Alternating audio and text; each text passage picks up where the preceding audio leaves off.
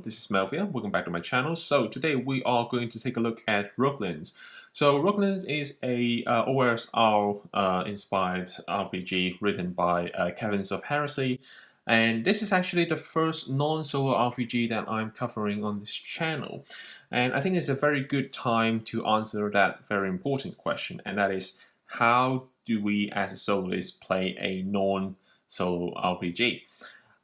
So this is going to be a video that is different from the normal ones, because instead of just going through the rulebooks, and what I'm going to do is actually break down the steps of how I personally approach a system like this one, which is not designed for solo RPG, but how we're going to design the gameplay for ourselves and what I'm actually looking to achieve during this section. And this video is probably going to be useful for those of you who have tried to play solo RPG. Maybe you have created a character, because that's normally very easy for you to do. All you need to do is just roll on a couple of traits tables, and maybe just on your statistics, and maybe you even have like a theme or a hook that you already rolled up. But how do you actually progress from there? How do you make it a gameplay that has a specific structure that you can follow, rather than just always rolling on another T100 Oracle tables, maybe going back and forth, asking all these questions, yes or no questions, but not really getting the story progressing. So what we're going to try to do in this video is to answer that question. How do we make the solo role-playing game a game first, instead of just a table rolling fest in that case? So what we're going to do first is, the first things first, we are going to identify what we want to achieve from this game. And for myself, I have two things that I want to get in all my solo role-playing games. The first thing is that I want it to be a gameplay-driven narrative, rather than just a story creation process, because in a lot of cases, if you're playing solo role-playing games, you will boil down to maybe looking at a few tables and then trying to come up with the stories, linking them together, and then so forth and so forth. But that is not necessarily what I'm looking for, because I think to a lot of people as well, they'll probably say that, well, it's almost like writing a novel. And that is true in some sense, because that is basically creating a story, but there's not enough gameplay in that process to keep the player engaged, to keep you excited. So what we want to do first of all is to make sure that this is going to be a gameplay or mechanics-driven narrative experience, rather than just rolling on Oracle tables. In fact, we are going to go as far as to say that we are not going to ask any yes or no question, which is probably the basic 101 if you ask any other solo RPGs. What we're going to try to do is to avoid that. And the second thing is, I'm going to stay contained within this system in most cases. So I'm not going to go out to use multiple supplement that you will see. So some people like to use like multiple books. There's a dungeon creation books, or items books, and so forth. What I'm going to try to do is keep it as simple as possible. We're going to be self-contained in this system. We're just going to use everything provided with it, rather than going outside for external information or resources. Now, we will implement our own rules, but they will be based on this game itself. And the last thing that we want to achieve is minimal journaling. That is one of the most crucial things for myself. I'm not good at journaling. I just can't do like paragraphs over paragraphs, putting down all the details and so forth. So what I'm going to try to do is, we're going to learn from one of the greatest games that I have had played as a solo RPG, and we're going to borrow some of those systems, and we'll see how it goes. So first things first. Why are we picking Rogueland, and why Rogueland in the first place? So we're going to spend some time taking a look at what this rule set is offering, and explain why I specifically pick it. So Rogueland is a 36-page kind of scene game, so it's not a really big system. All you have is 36 pages, and this is a game that is heavily inspired by Knave. You probably have heard of that name. This is a very popular RPG scene by Ben Miltons, I think.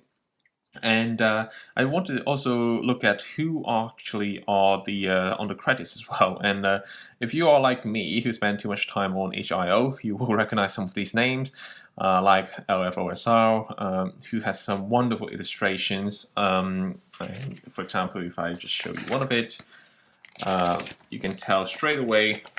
For example, this one is by LFOSR. That is specific, pencil stretch to the there's a very unique pencil drawing style to his drawing, and obviously because there is also a tiny little signature in the corner. And also, you might recognize some of the other names if you're on HIO. All of them have their own pages, to be honest, so you can check them out as well. Now, this game is a OSR-inspired RPG, and that word means a lot of things to a lot of people. For myself, the old school Renaissance is basically saying that we are going to strip all the complicated rules and all the different kind of different layers that has been added over the years, over the different editions of Dungeons and Dragons and so forth, or the more modernized approach to the role-playing experience. We're going to strip all of them away, and we're going to go back to the very basics. And the basics are basically just having a few stats. All you have is boiled down to your strength, dexterity, constitution, intelligence, wisdom, charisma, and basically start from there. And the reason why we're going boiled down to that really core system is that we are not going to have this all these like huge character sheets that gets into the way or gets into our enjoyment of the game. So we're trying to focus on the experience, the adventure, the feel of going through an adventure, rather than spending too much time thinking of how you're going to increase that specific skills and so forth. So overall, this is a very straightforward system. This is based on a D20 plus your statistic modifier. So as you can see over here, your modifier goes from 0 to up to number 4 at the start, and then you can level up your modifiers to 10 maximum. So all you need to do is basically just roll a D20, and then you roll, and for example, if it's 12. If your specific statistic has a modifier of +3, then your final score will be 15. And the difficulties of this game is very straightforward. There's only 4 recommended difficulties level. The easy will be 10, so in that case we will pass that test. Normal will be 13, hard 15, and legendary will be 25. So all your actions based on that, and as you can see over here as an example of a character sheet, all you need is your name, your level, your experience point when you go through your experience, your adventure, and then your coins, how much you have at the moment. Now there's a straightforward trace and motivation system, which this game has a very nice built-in rolling tables over here, so you can easily just roll on what you look like, the appearance on the top, and some of your personal quirks, how you talk, what's your vice, virtual, mystery, and past. And these are obviously very useful when you come up with like NPC motivations and background stories as well. So apart from that, you also have a very basic armor class system, which is simply based on your dexterity modifier plus whatever armor the armor that you're getting, and also your HP is again very easy. It's based on your level times a D8 plus your conditions, constitutions. So that's very straightforward. So the infantry is also very simple. how much you can carry is based on your constitution plus 8. So in this specific character, he will be able to carry 8 plus 1, so 8 maximum, 9 maximum total of items. And then some items will have using more than one slot in that case. So for example, heavy items will probably take 2. And then apart from that, all the consumable items are using a current usage die system. So in that case, you start with the maximum of d20. Whenever you roll a 1 or 2, then you will need to reduce that to 12, and then so forth. When you basically reduce from d4, then it means you used up that items. So that's pretty much it. That's the core of the game. And the reason why we are using this system is exactly because it is simple. I think it's very important for anyone who starts a solo RPG to start with something as simple as possible, rather than going for a very complicated rules like the the D&D ones that has every cricks and crannies on every single thing. It's easier if you have something that's that's simple, simplistic, maybe skeleton, and then add your own layers on top of it where you see fit. Now, that said, even though this is simple, this game does provide a lot of tools, and that is also very important, and also the main reasons why we're picking this system. So we've covered the character creation, so there will be lots of ways you can use this to generate NPCs as well. Apart from that, we also have detailed rules for spells. So there's a lot of, this is a free-form narrative spell, so majority of them have descriptions, but there's no specific mechanical result. So that is also good for our solo game sections, because we can interpret it in many different ways. And there's also a D100 spells. Again, majority of them are just narrative based. On top of that, we have a little bit of a bazaar, so your marketplace. So there's quite a lot of things that you can buy. There's details on transportations, for hire, your mercenaries. You can buy animals, stuff in that. So this is a very small scaled games, as you can see. So majority of them are just very, there's only a few lines over here. So all the armors will be the armors, all the helmets will be the same in this specific case. But that is fine, because what we're going to do during our experience or our adventure is that we are going to modify them using our narrative. But what's important is that there's enough to start with at the beginning. Apart from that, the combat system is very straightforward in this game. So it's basically just roll a die to determine who will go first. So either the enemy will go first or the player will go first. And then you will also have a very simple morale table. So you just roll 2d6 to determine if your enemy is going to fight or flee or surrender. The combat details is taking in turns. So depending on who starts first, you're going to basically roll a dice to see if you hit or if you miss, and so forth. So there's not a lot of details, but that is a good starting point, because what we don't want to boil down is spend too much time thinking about the combat when we are doing soloist gameplay, because we want to focus on the narrative in this case. Apart from that, the monster details are straightforward, so there's quite a lot that you can pick from. Now, the game has a very interesting mechanism. It's very playful with the tables, actually. So what it asks you to do is actually roll a d4 and drop it onto the table, and whichever it drops on, then it will be that encounter. So let's say if we just drop on this, then the number is 4, so there will be 4 wyverns. Quiz is not going to be useful, because we're going to play with one character, and we will basically die instantly to those encounters. So I've made some adjustments over here to get to like a rolling table. So it's d6 over the columns, and then a d8 over here as the rows to use. And this is also why I am, instead of using a professional printed version, I'm using a self-printed version, because we will write on this rule set.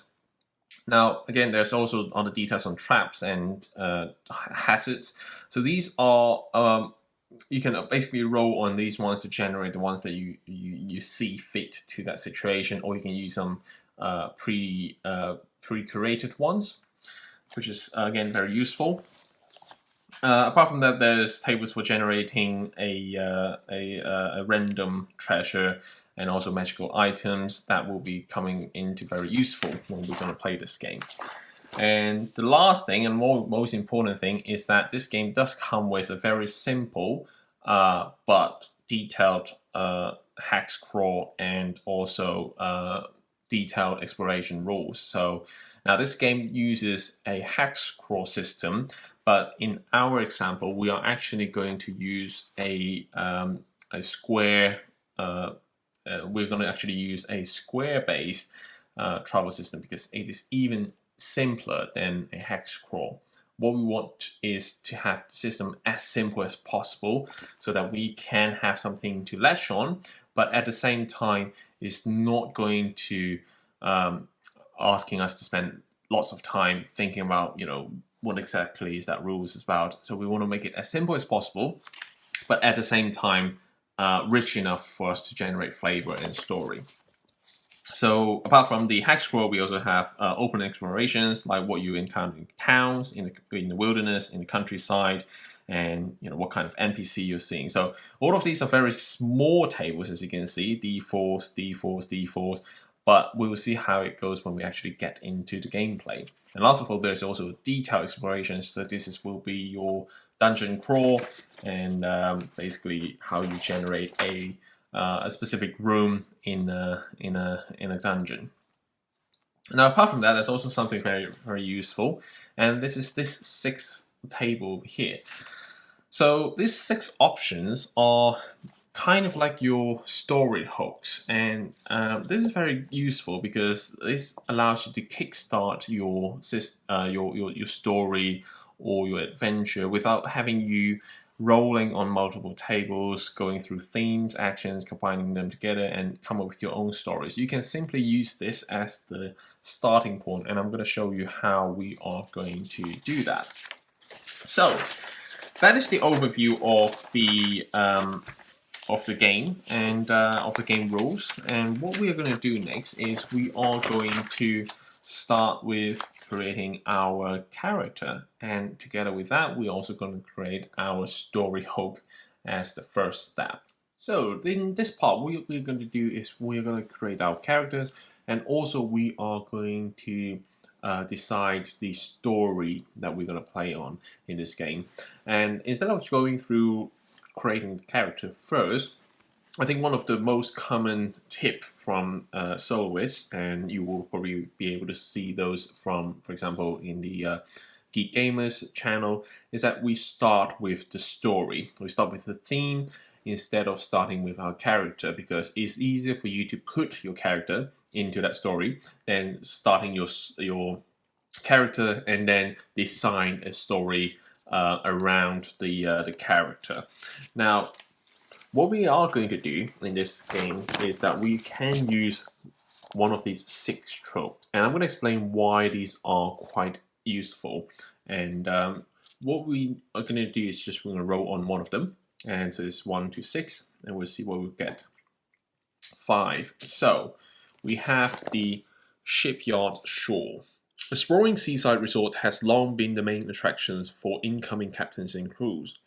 A small ship has recently capsized, and it's rumored that it was holding valuable and potentially dangerous cargo.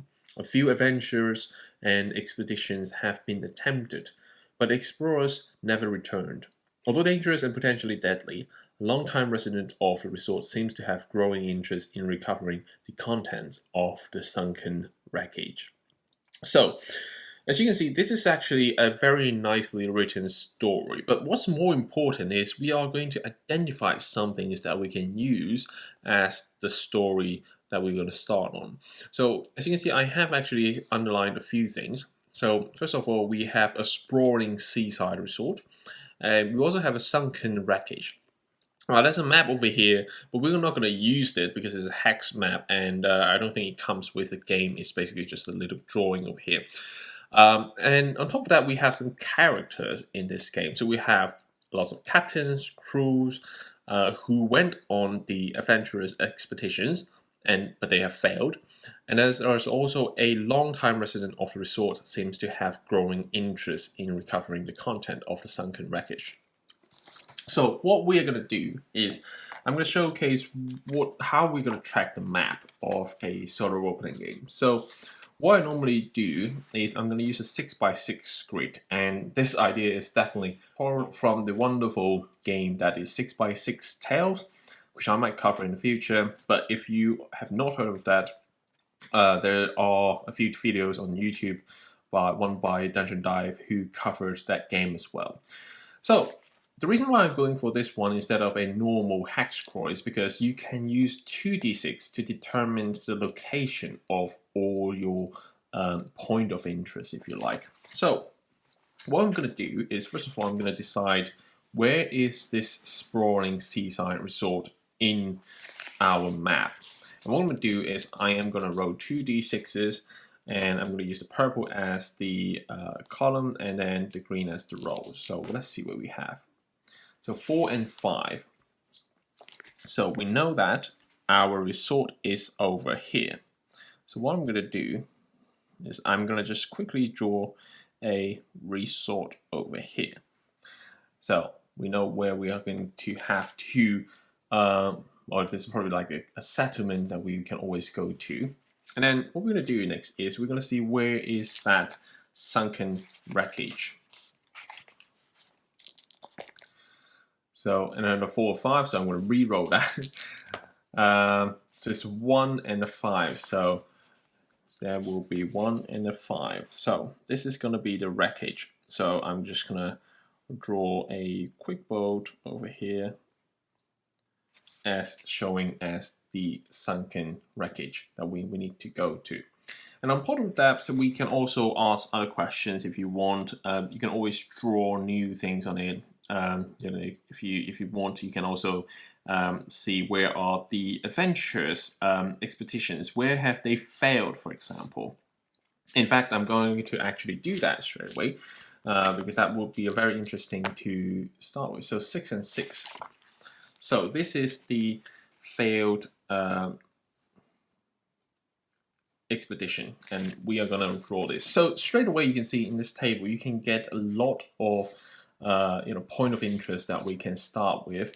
And now what we can do is to decide who we are in this specific story. So now that we know that our story is related to an adventure, a seaside resort, we're looking for a sunken wreckage, potentially for valuables or dangerous weapons.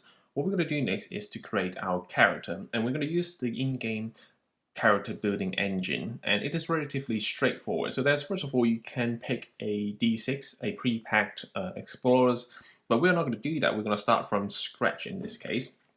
And we have a character sheet that I've drawn up. So what we're going to do is we're going to first of all give ourselves a name. I am going to give my name a left min in this case. And we're going to see what our statistics are going to be, our abilities in this case. And what we're going to do is we are going to, you can roll on 3d6 to get what is the modifier, or you can also put down a distribution. And we're going to go for the 3d6 roll because that is a bit more fun. And we're going to see first of all our strengths. So 3, 2, 6, and that is a 11. And that will give us +1. And then dexterity. So that is a 7, 9. So that will just give us another +1. And what else do we have?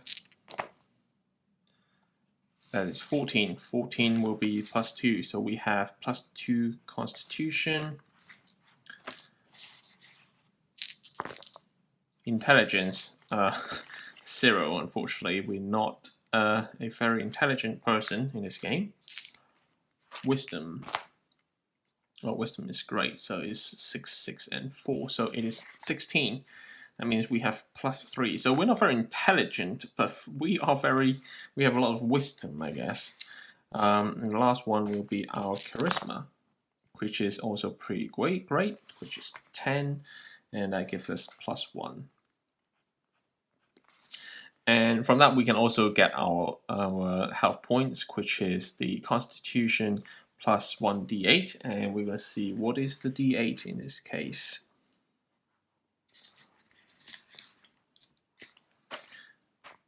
So we've got an 8, great. So it's 8 plus 2, so I've got 11.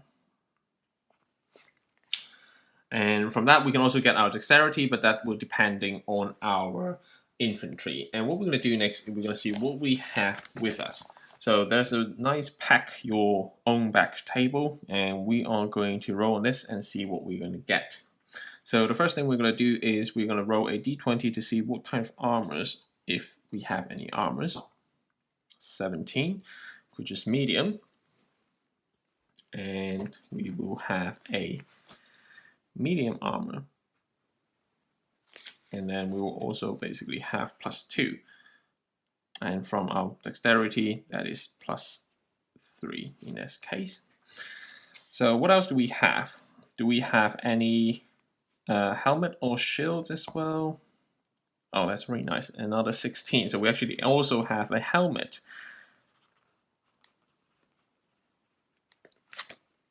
And that gives us a +1 and using 1 slot. So instead of +3, actually we have a lot of armor. So we're wearing heavily armed person. So we actually are +4.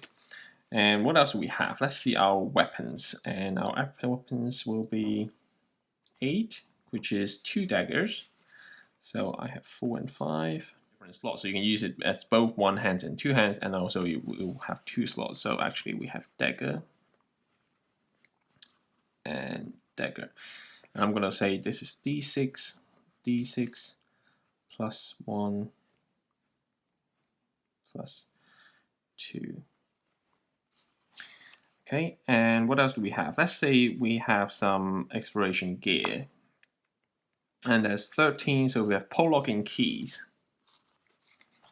And then our general gear will be 17, and that is tongs. And then the last one will be 2. So we also have a sponge. Now, what we have is the maximum is that we have our Constitution +8. So in this case, we will have 10 maximum, which we are still having 2 slots left. Pretty good. So after we have our gears, we can decide our traits. Now, I'm not too concerned about my appearance because that doesn't really, I don't normally find that adds a lot of things to the story. What we're going to do is focus on the mystery, past, and potentially the virtues and vice, because that is where we can easily get a motivation of our character. And I'm going to roll 2d20 to get the mystery and the past. So 19 and 10. So 19 is robbed, and the 10 is the herbalist. So this is time where we are going to write down our motivation, and this is where we need to have us think about what this means to our story, because we know that we are talking about, as general, the story is about finding out a shipwreckage. So what does robbed herbalist means to that story? Now, if that's not enough, you can also roll some vice and virtues, and what I'm going to do is exactly that. So 9 is greedy, and 6 is disciplined. So what we have is a greedy and disciplined, and we also know that we're talking about a very interesting story about finding out a sunken shipwreck, and hopefully find treasures or weapons from there.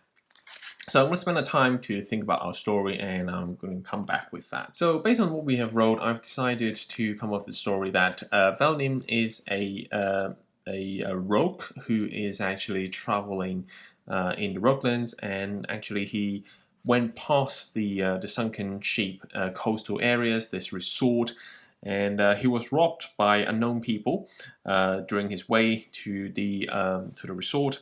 And he was saved by a herbalist who is actually a greedy person. So in return for his medicines and his taking care of us, he asked us to get a reward for him. And obviously, based on our story, it is very clear that we will have to find some riches in this place, either going to find those failed or previous expeditions, the adventures, the remains of them, or ultimately we probably need to go to that sunken shipwreck and to find some of the riches over there. And I'm also giving myself the disciplined as the trait. So given that we are rogue, we're going to say that we are a disciplined rogue. We have our own moral rules. We're not going to specifically do anything too evil. We have our own decisions. So how do we actually start the game then? Obviously, we have a little bit of a point of interest. What I'm going to say is it's easiest to start in a settlement. And from what we have already in this table, we're going to start exactly with the resort, the seaside resort, which is over here. And the first thing to do is that we can actually have a look at what this place is. And I have borrowed this tiny little table from the 6x6 tile, and we can see where we can go by first determining using a d6 what is the roads that's available, and also we can decide what kind of types that location is. So what we do is I'm going to roll 2d6. The purple ones will be for the road types, and the red ones will be the terrain type, if you like. So 3 will be a kind of a T junction, and then 5 will be a swamp.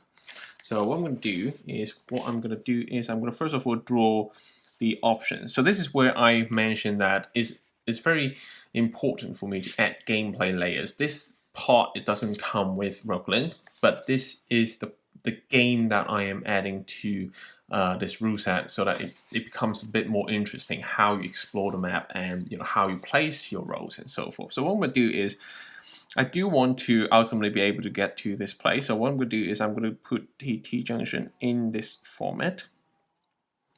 And because we know it's a swarm, so I'm going to draw that. And this is basically something that we have to keep in mind because it is a swamp area. So automatically you will get an idea of what kind of encounters you are going to face without even rolling any oracle tables. So with this in mind, we're here. What we're going to do is we can first of all travel along the road. We can go over there, and this game does come with a very interesting table. So this is basically how you can travel on this map, and we're going to basically just use this rule. So what I'm going to do is first of all I'm going to go to the right side because we can, and I'm going to see what kind of terrain that is. What is the weather? Let's ask that question using the rules in play. So we're going to say roll D12, and we're going to 4, which is unexpected debris. So half speed travel. So in this game, normally you can travel per hexes using 8 hours. So basically per day you can travel up to 3 hexes because you need to sleep for using 8 hours. But in this case we'll have to use 16 hours to travel to here. That is fine. It just means that we only have 1 hex left after that before we need to go to sleep. So entering a hex, let's see what we have. So 11. So it is a road because we know that we have come through this using a road. So it's a road or path. And then number 11 is safe passage. That is good. So there's nothing we need to worry about. There's no mishap. There's no issues regarding outposts, food and water, bazaar, and so forth. So what we're going to do next is see what we're going to have in this hack. And we're going to roll the 2d6. So 4 is another T-junction, and 2 is actually plains. So what we're going to do is I am actually going to, should I put it as for looking at bottom? I'm actually giving myself a bit of a option over here. So this is going to be like this. And I'm just going to quickly draw a little bit of grass over here to indicate this is a plain. And what we're going to do next is we only have 8 hours left, so we can go to here. And what I'm going to do is exactly that. So what I'm going to do is roll another d12 to see the environment, which is 10, which is clear and calm, so no effect. And what we're going to do is we are going to see what happens when we get into this hex. 4. So road and path, so food and water, and we're going to see what we have in the food and water encounter. 4. Fruit trees, berry patches, small streams, D4 days food for entire party. That's perfect, because if you know, we don't have any food with us at the start, so that is the thing we need actually. Let's see how many food we have. 1 day's food, so 9. So we have ration, which is a usage of, which is going to be a usage die, and this is actually going to be something that we need to look at, because the usage dice doesn't specifically say how many food. That means 1 day and 1. So in this usage die, there's only basically from D20 all the way down to empty. So instead of using just 1 day, I'm going to assign it to one of it, and 1, 2, 3, 4, 5, 6.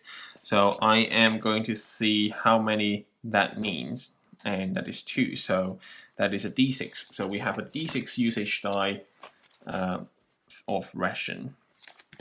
And in this game, you don't necessarily need to use ration every day. You basically use them as a kind of like a health potion instead to replenish your health when you rest. So after that, we can also see where we are actually at. So we're going to see what the square looks like in this case. So again, 2 D6s. So 3 and 1. So 3 is still a T-junction, and 1 is another plane. So then this time I am going to draw it forward down, because we want to find the remains of the previous exploration. And unfortunately, we will have to rest for the day, so we are going to roll on the rest table. So as you can see, there's a mishap or peaceful. So we are still on the road, and what we are going to do is we are going to roll a d12. So a 12. So it is a peaceful night. Nothing's wrong. We just take sleep, and it's another day. So what we're going to do is we're going to try to reach to this point, and we'll start some role playing in that case. And first thing first is we're going to see if we can do that without any issues. So 8, clear and calm.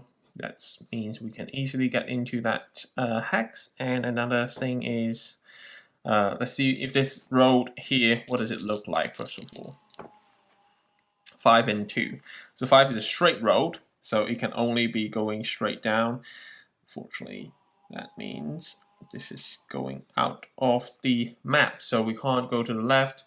This will go to another area in that case, and this is actually a good point because we will need to make a mark on there. So 2 means another plane, so it's generally very peaceful area. There's not a lot of mountains or swamps and so forth. It's just the settlement itself is near the swamps. So this is a good time. Sorry, actually, I need to go in to see what kind of issues that we're going to see entering the hex, if there's anything. So 10, another safe passage. So we are now at this point. So we know that there's remains of these previous failed expedition, and it's a good time that we zoomed into that scene. And I'm going to show in the next section how we actually handle the proper the actual role playing itself. So now that we are at the location over here, which is the remains of the previous failed expeditions, how are we actually going to handle the role playing? And the way that I'm going to handle this is, first of all, use the in-game system, which is open exploration, and more detailed ways we will basically go through. Also, how we can actually track that kind of roleplay system without having to spend a lot of time writing on a journal, writing on paragraphs, and so forth. And the first thing to do is obviously determine what kind of location it is. And obviously, in this case, we have already determined it to be a wilderness. So in that case, we'll just roll on the wilderness and see exactly what kind of event is happening when we get to try to approach or find these remains of the adventurers. And what we're going to do is roll another d12. So as you can see, this game, although very small, does provide a lot of tools that you can use or lean on. So 5 in a wilderness, what is 5? A danger. So first of all, we get some danger, and it also, you can tell exactly what is the danger. And a 1. So it is a direct danger. So now what you can do in this case is you can go ahead and create a kind of an adventure from the monsters, if you want to say, you know, there are monsters attacking you, or there are other traps and hazards. But instead, what I'm going to do is I'm going to take the lessons that we have learned from the Dungeon Hero scene game, where we are going to actually put this as a trait. So, first of all, what I'm going to do is I'm going to put down where we are at. So we are at the remains of failed expedition. And obviously from that we can tell what our main goal, and that is to get the treasures, because that is our current motivation.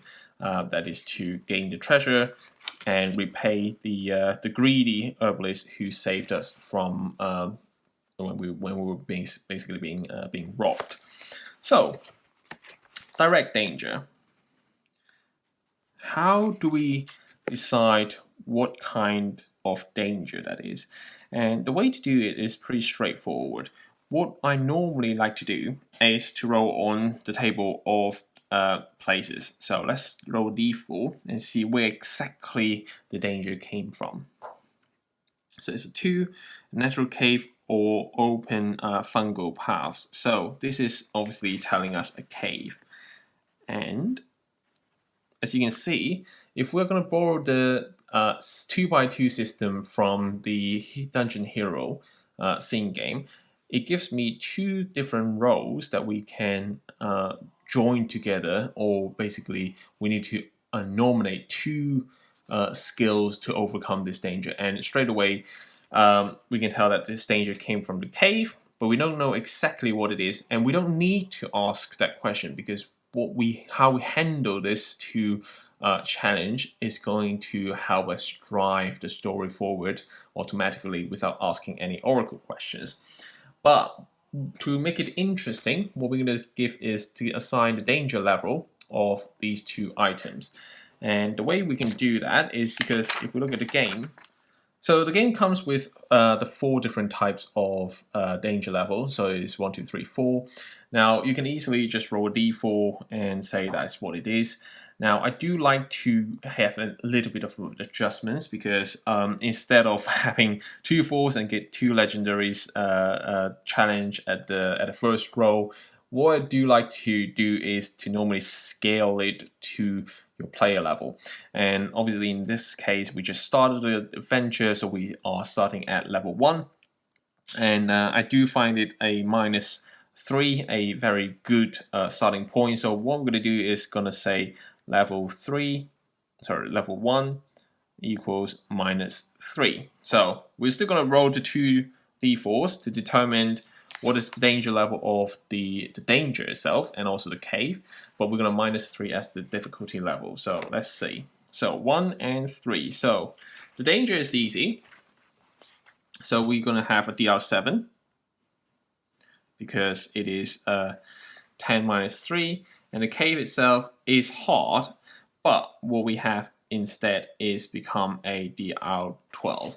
Now, with that, we don't need to do any journaling, but we'll get a sense of what this means to us. This means that the danger itself from the cave is very light. It's just a 7, DR7, so it's probably just some wild animals, or it's basically just the cave is slippery, or it's dark. But the cave itself is quite high, so it's a hard cave. So it means that probably the cave itself is a long cave, it's a deep cave. And what we're going to do next is we have to complete these 2 challenges. And what we can do is, again, nominate 2 skills that we have. Now, this is where I want to discuss how I approach these kind of challenges. There's 2 principles that I normally follow. One thing is you always have to lose something. So there's a prize for every failure.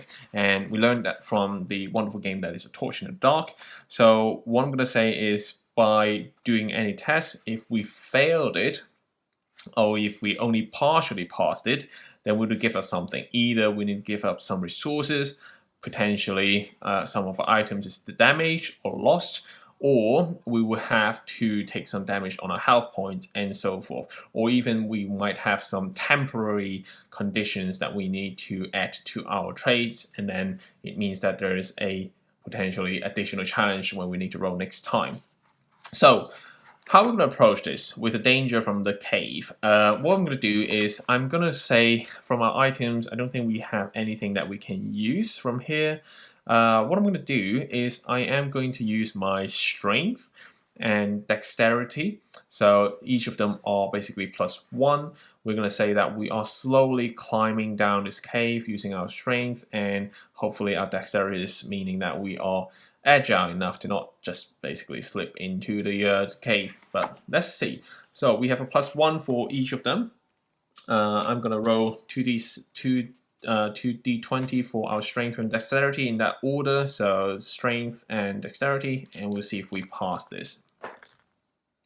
1 and 14.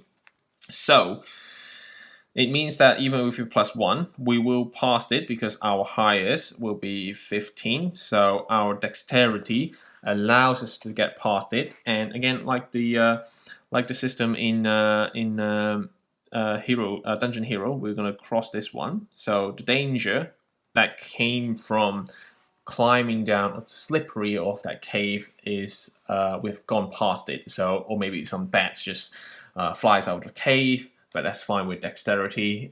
It's high enough to allow us to dodge them and still cling on the cave.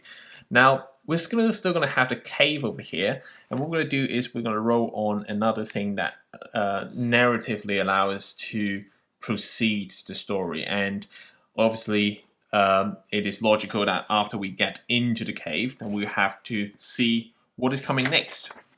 And what we can do in this is to roll on an unknown room. So this game does come with a little generator to see what we have. And there's a lot of options you can see over here. And what I'm going to do first of all is to look at the environment, because this is the first time we get into the cave. And it's a good time to say, what does it look like, okay? And we're going to roll just a d20 to see what kind of environment it is. So a 5, it is pitch black. And that's not great. So we are going to give that pitch black a difficult rating. So 3. So it's again another DR13, unfortunately. Sorry, another DR12,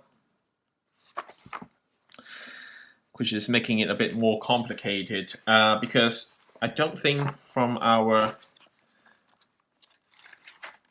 So looking at our statistic, our equipment, inventory, there really isn't anything that is very useful to it, isn't it? So what I'm going to do is I do want to use my wisdom somehow, some way. I'm going to say that instead of just walking into the cave, I'm going to try to get a torch or basically from our personal previous experience, we're going to find some way that allows us to navigate in the pitch black, and that is our wisdom roll. So that's the first one we're going to roll, and I'm going to roll another one, which is going to be our intelligence, because I think that actions require some kind of intelligence. So again, we're going to roll 2 20s on that one, and one is +0, one is +3, and we'll see how it goes with our cave and pitch black. So 16 and 2. So our wisdom +0 is okay. So 2 wisdom is 2, intelligence is 16. Still enough to get past that cave. So the cave is gone. We're still in the pitch dark. So how we're going to interpret it is pretty straightforward. Our intelligence means that we are finding a way to maybe just use our hands to touch upon, or actually follow the cave, the side of the cave. We can basically always touch on the side of rock, and we will. It means that we can always progressing, and we will know exactly where we are at. So we always touch on the right side of the wall. So we know that if we follow that same logic, we will never get lost. But we still have the pitch block to overcome, because that environment is still pitch black.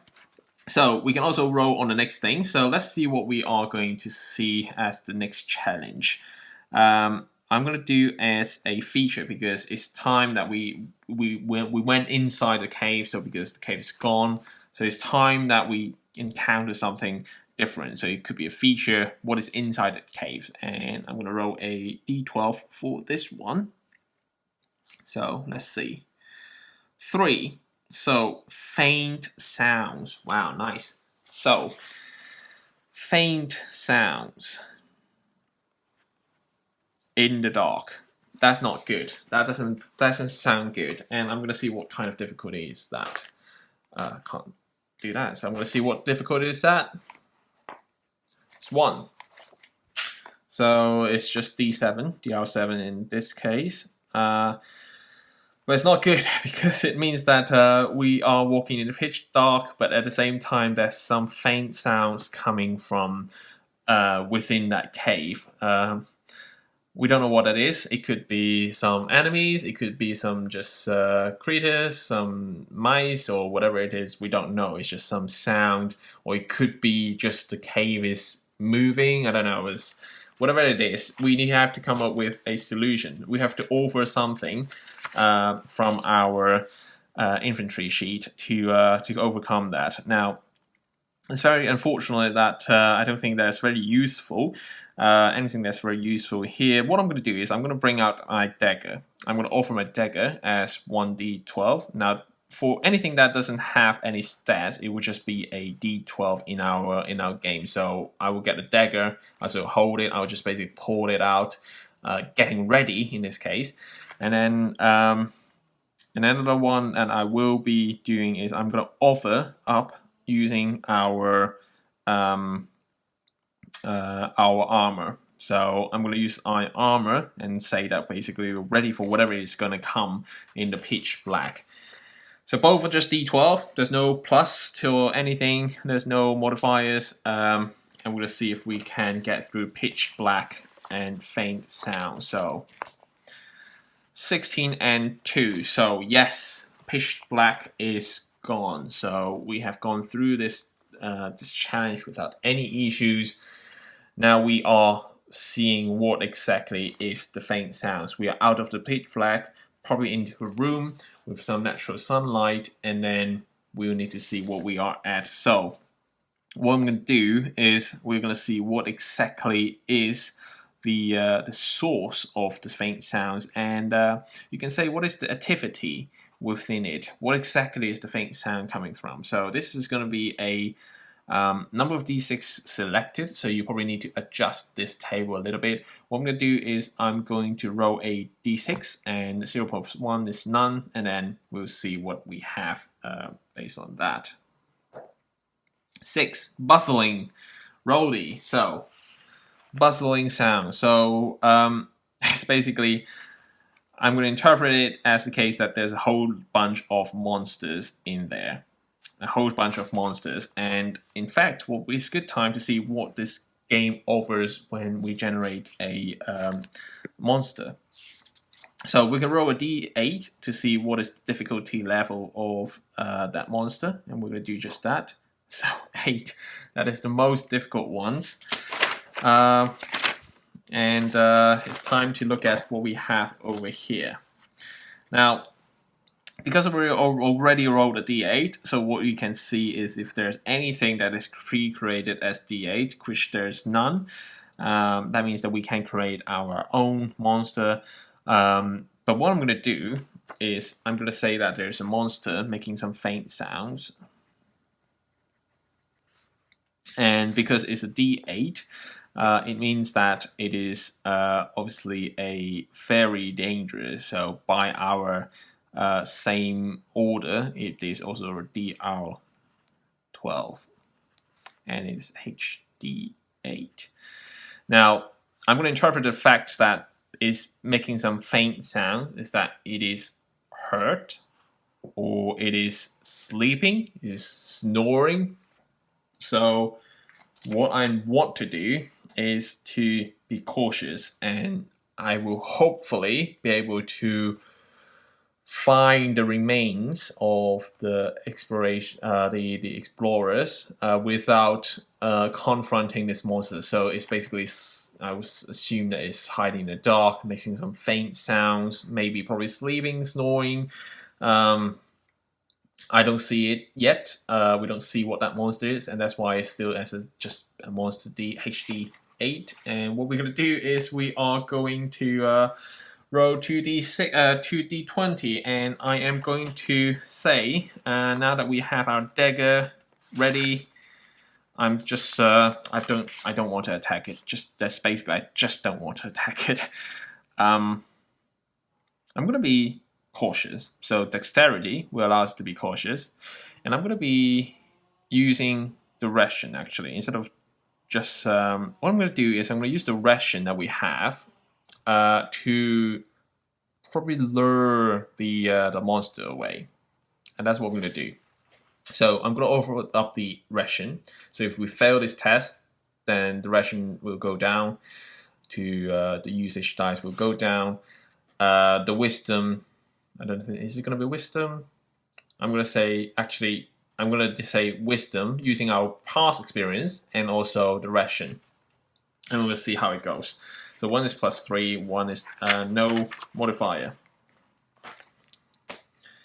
So we have a 13 and 17. That's enough. That's way enough. Then, so basically, the faint sound is gone. The monster is still around because what we happened is we use a wisdom. We planted our ration somewhere to lure that monster away, so we can't hear the sound of that monster anymore because it's gone. But it's still at the background, unfortunately. So if we do anything wrong, that will come back into play, and we might actually have to use the rules to combat it, which I definitely don't want to do, though.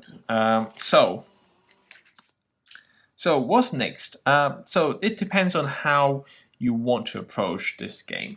Now, what I personally would do if I'm playing a longer game is that I will basically have a limit on the page. Basically, by the time I get to the bottom, I will reach the final destinations, basically finding the remains of the expeditions. But for this specific purposes, for the explanation of this gameplay, what I'm going to do is the next one will be the remains of the expeditions. So I'm going to say the remains of the explorers. And then we're going to determine the danger level of that. Now, obviously, you can predetermine that difficulties at the start, but in this case, we're just going to determine it right now. So it's just 1. So there's no danger, I would say, hopefully. Famous last work that we will be able to pass this with the monsters still probably eating that rations, consuming that rations that we plant somewhere else. So it's still at the background at play. But we're going to have a look at the remains of the DRs of the explorers, and hopefully we can go through it. And I guess there's not a lot of things that we can offer in this case in terms of the infantry. In fact, what I think I'm going to do is I'm going to just use the... I don't think a sponge and padlocks is actually useful in this specific case. I'm going to say I'm just use my dexterity to be as quiet as possible. And then I am also going to offer up my my intelligent in this case to basically see. Actually, wisdom is probably more realistic in this case. We'll use it as long as we can use it until we fail the roll. So I'm going to use dexterity and wisdom to hopefully find something useful from this explorers, and that's exactly what we're going to do. And we will be concluding this little bit of adventure over here. And we're going to roll 2d20. So 1 is +3, 1 is +1. 15 and 1. So this is good enough.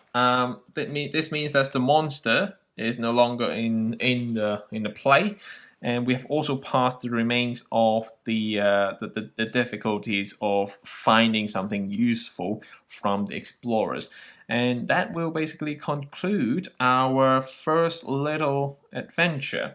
And I think it's a good time that you can see how we can, how I personally approach a game like this, how I add gameplay to a game that is not designed for solo playing, so that you have a structure, you have somewhere that you can explore, and you can also do a lot of things like if you have a quest, you can just roll 2d6s to see where it is at, compare your personal location, and for example, if you get a 4 and 6, then you know that you will need to go to here and go to this square over here, and depending on what it is, it could be you could draw a little sign over here, and then you can basically find a way to travel. So in our case, we'll have to go back over here and probably go back to the resort, pay our herbalist, and before we proceed to our next point of interest. And I also find that using the 2x2 system that is designed by the dungeon hero is very useful to progress the story without spending much time writing any journals. As you can see, all you need to do is just basically write down one word and a cave, and then your story will automatically be generated using this simple system, instead of having you going back and forth asking all this D100 questions. And for example, if we look at an Iron Sworn questions, you can probably also use this if you want.